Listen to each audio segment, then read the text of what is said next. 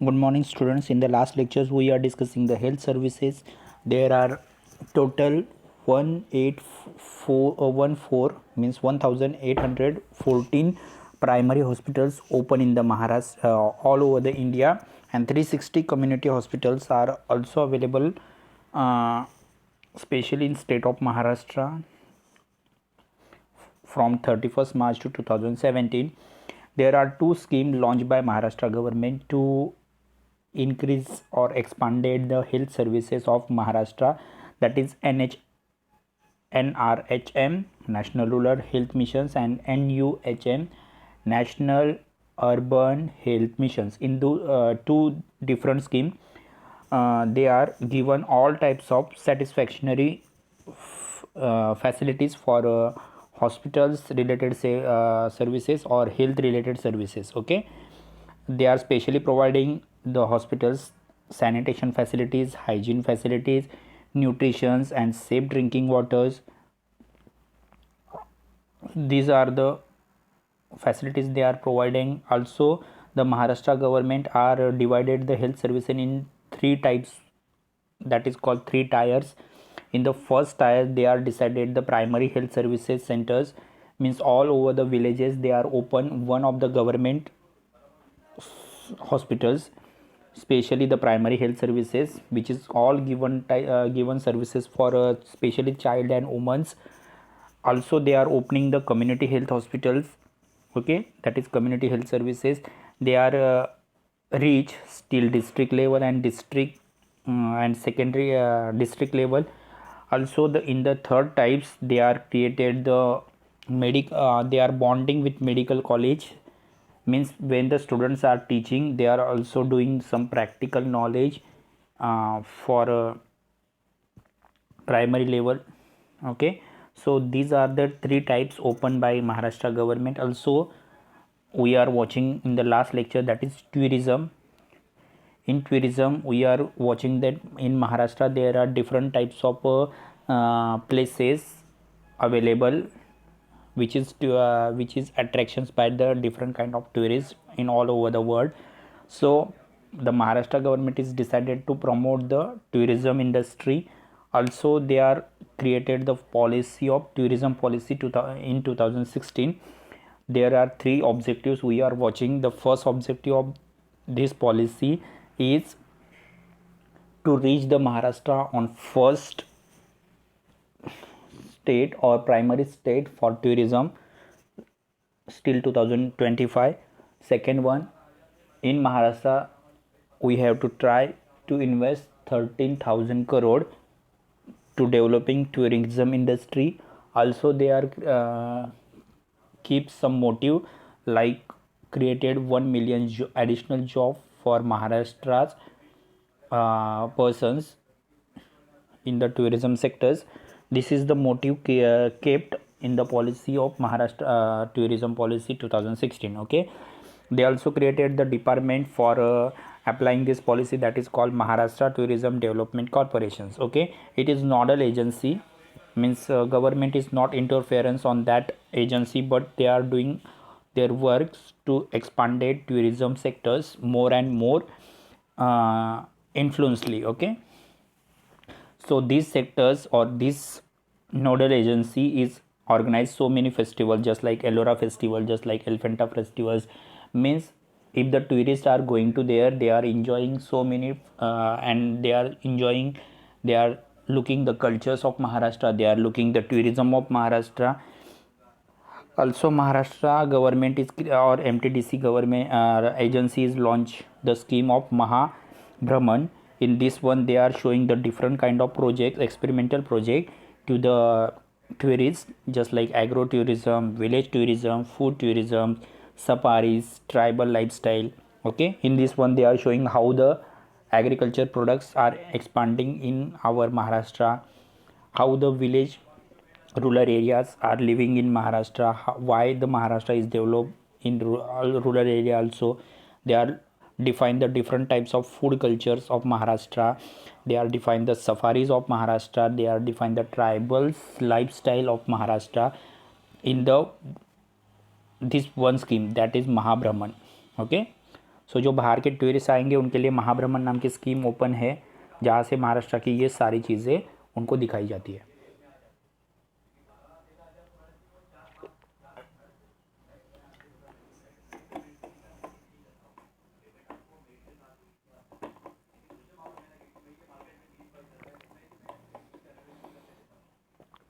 Next है hospitality. Hospitality ये यहाँ की एक्सटेंडेड इंडस्ट्री हम लोग कह सकते हैं अभी। ओके, अभी ये महाराष्ट्र में जैसे जैसे टूरिज़्म बढ़ रहा है तो टूरिज़्म के साथ बहुत सारे और सर्विसेज बढ़ना इम्पॉर्टेंट है। और महाराष्ट्र जैसे ही टूरिज़्म बढ़ेगा या बाहर के टूरिस्ट आएंगे तो उनका टोटली सेटिस्फेक्शन होना बहुत इंपॉर्टेंट है कंट्री में आने के बाद। सो ये दिमाग में रख कर होटल इंडस्ट्री ये सबसे बड़ी इंडस्ट्री बनती जा रही है हॉस्पिटलिटी में। हॉस्पिटलिटी का मतलब है इज़्ज़त देना, इंसानियत से बात करना, रिस्पेक्ट देना कहा जाता है हॉस्पिटलिटी को।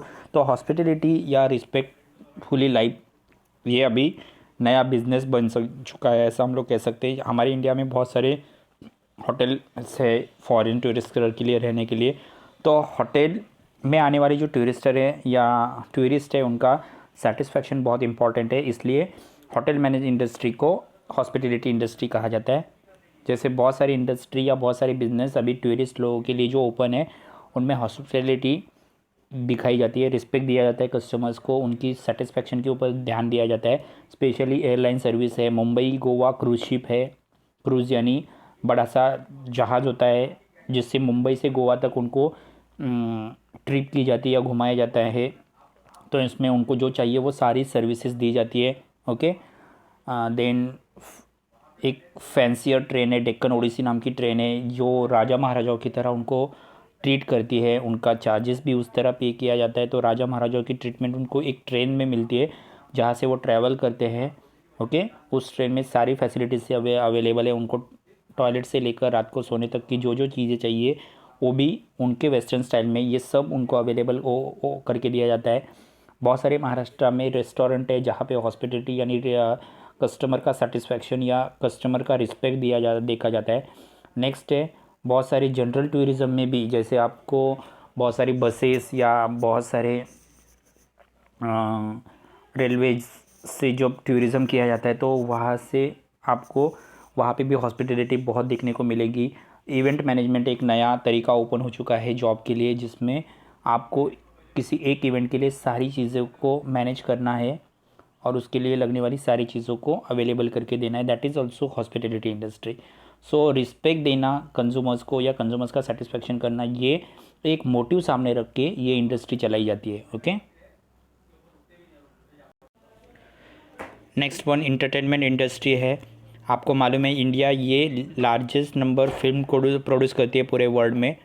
ओके, सबसे ज़्यादा फिल्में बनाने का काम इंडिया करती है। तो महाराष्ट्र का इसमें रिमार्केबल रोल है। आपको मालूम है क्यों रिमार्केबल रोल है? क्योंकि जो मूवीज़ बनाने के लिए जो कैमरा लगता है उस कैमरे की शुरुआत दादा साहेब फाल्के इन्होंने महाराष्ट्र में की थी। और महाराष्ट्र में ही फर्स्ट फिल्म जिसका नाम है आलम आरा, ये फर्स्ट फिल्म महाराष्ट्र में ही बनाई गई थी। उसके बाद महाराष्ट्र में सेकंड टॉकेटिव फिल्म्स या बातें करने वाली जो फिल्म्स है जिसका नाम है हम लोग कह सकते हैं राजा हरिश्चंद्र, ये भी महाराष्ट्र में ही पहली बार बनाई गई थी। महाराष्ट्र में ही पहली फिल्म इंडस्ट्री दादा साहेब फाल्के इन्होंने स्टार्ट की थी।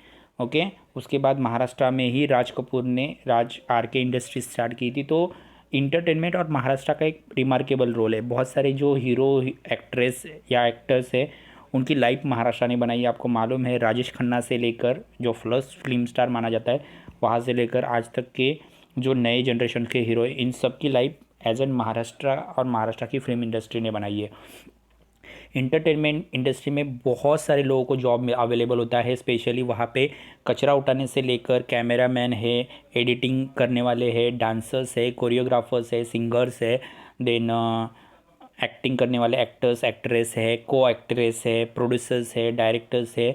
तो करीबन 20 to 25 करोड़ लोगों को एक साथ एम्प्लॉयमेंट अवेलेबल करके देने वाली इंडस्ट्री इंटरटेनमेंट इंडस्ट्री है।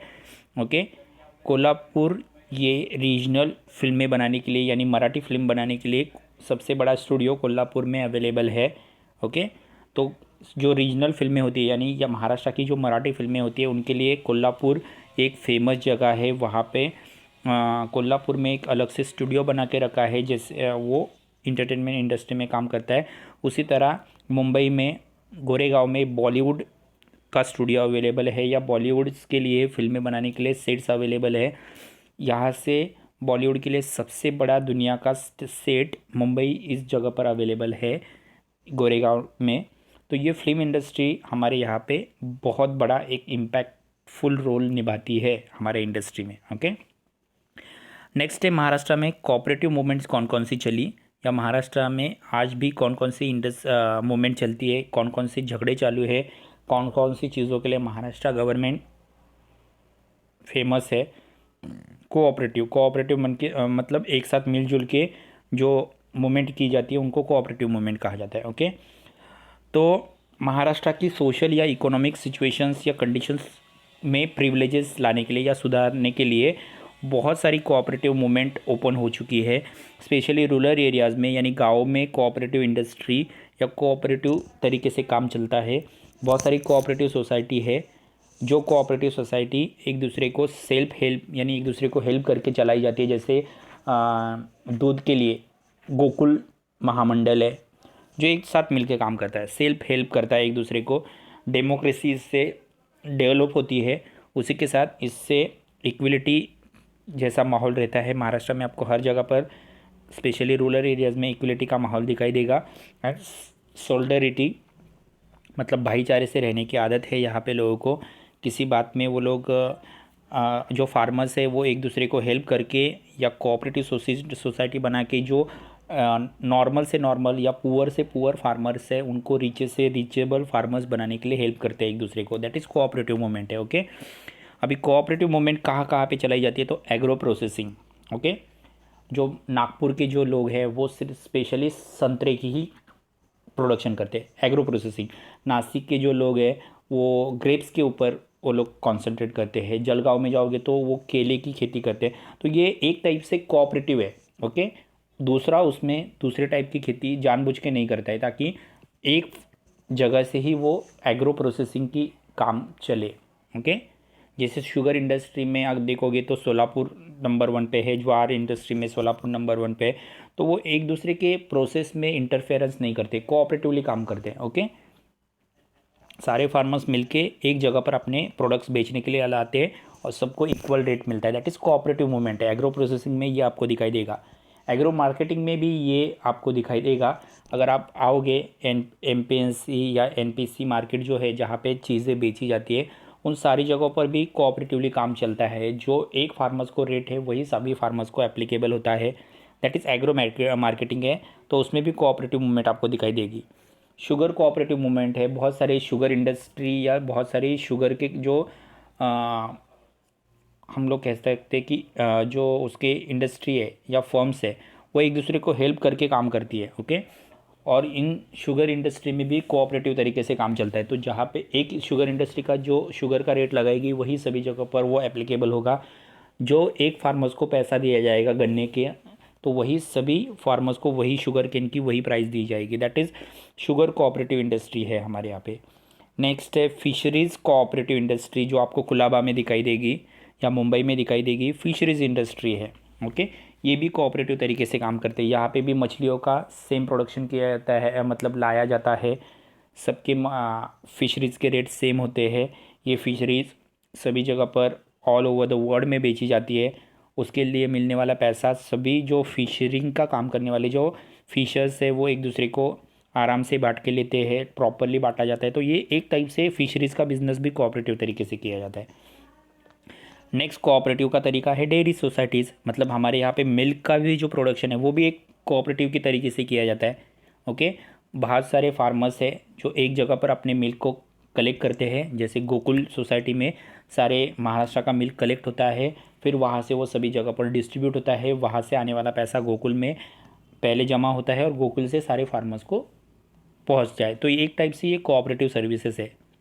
ओके, सब लोग मिल के काम करते हैं। जहाँ पे फार्मर्स नहीं जा सकते वहाँ पे वो लोग मिल बांट के काम करते हैं। नेक्स्ट है टेक्सटाइल इंडस्ट्री।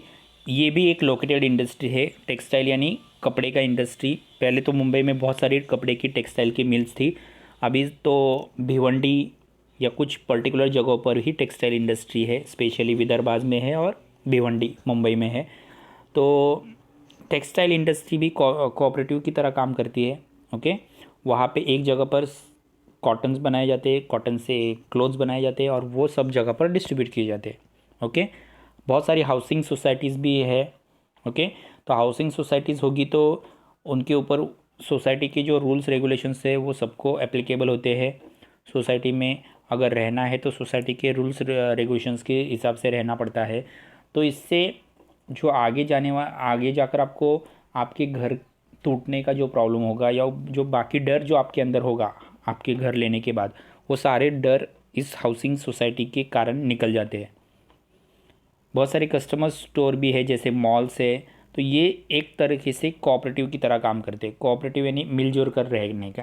ओके, तो अगर 31 महाराष्ट्र में देखोगे तो महाराष्ट्र में टोटल 1.95 लाख कोऑपरेटिव सोसाइटीज़ है। ओके, और उसमें 5.25 लाख लोग मिलजुल के उसके मेंबर्स है। तो यहाँ पे आपका ये पार्ट और ये चैप्टर्स ख़त्म हो चुका है। आपको इस चैप्टर के question number first, question number second, बस 2 ही क्वेश्चन लिखने हैं। क्वेश्चन नंबर थर्ड मैं लिख के देने वाला हूँ। ओके, तो आपको question number 1 and question number 2 ये नोटबुक में लिख के रखना है। ये है आपका होमवर्क। Thank you students.